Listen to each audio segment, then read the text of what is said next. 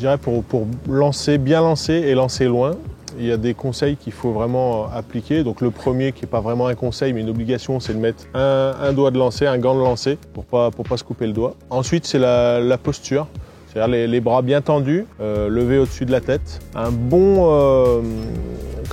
appui. Un bon appui, c'est-à-dire des bonnes chaussures adaptées au terrain. Là, j'ai mis des baskets parce que, par exemple, il y a un ponton, mais il faut quand même des chaussures avec des crampons si vous avez un terrain un peu gras. Donc, les bras tendus, des bonnes chaussures, et après, voilà, effectuer le tirer-pousser, parce qu'il ne faut pas seulement pousser avec le bras droit pour les droitiers, il faut aussi bien tirer sur le talon avec la main gauche. Et puis, j'en rajouterai un petit qui a son importance, c'est le regard. C'est-à-dire que le regard, pas le fixer sur le point qu'on veut atteindre, mais je dirais sur la ligne d'horizon à environ un angle à 30 degrés pour pouvoir lâcher au bon moment.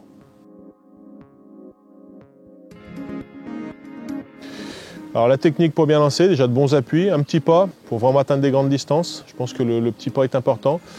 Et puis surtout un bon transfert de masse. C'est-à-dire c'est comme un boxeur, la force des bras ne suffit pas. Il faut vraiment arriver à transférer son poids dans son geste de lancer pour pouvoir comprimer le blanc en fait le plus possible et en tout cas dans de meilleures conditions.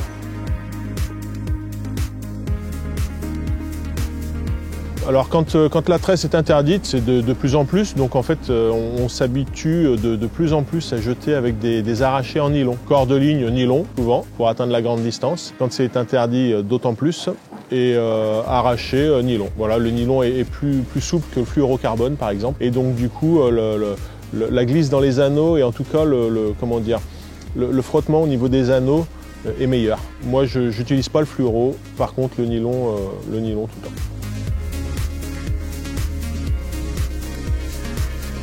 Pour ce qui est du nœud de raccord de tête de ligne, alors que ce soit en nylon ou en tresse, quand c'est autorisé, j'utilise le nœud conique. Pour moi, c'est le meilleur nœud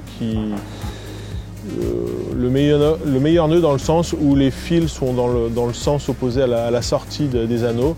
Et puis le nœud conique a un excellent passage dans les anneaux, une excellente glisse, on le sent à peine passer, contrairement à d'autres nœuds qu'on peut faire qui sont aussi résistants mais qui n'ont pas la même fluidité.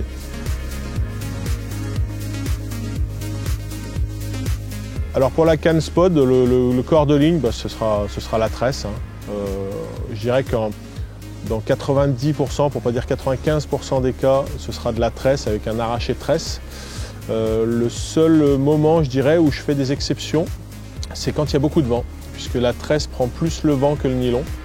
Et du coup, bien que le nylon ait de l'élasticité, je passe en nylon quand il y a beaucoup de vent pour éviter cette prise au vent et du coup être plus précis.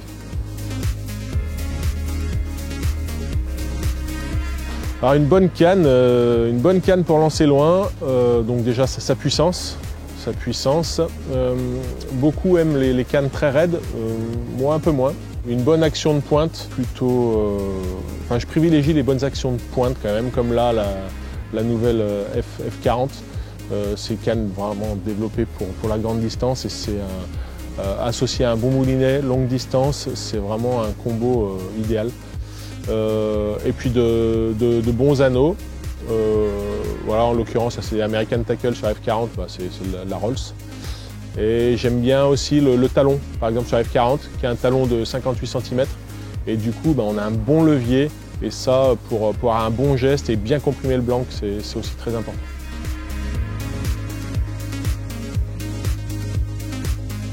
La différence entre la F40 et la F20, je dirais que déjà dans un premier temps c'est le prix. Voilà, c'est pas le même budget, après c'est pas du tout la même technologie non plus.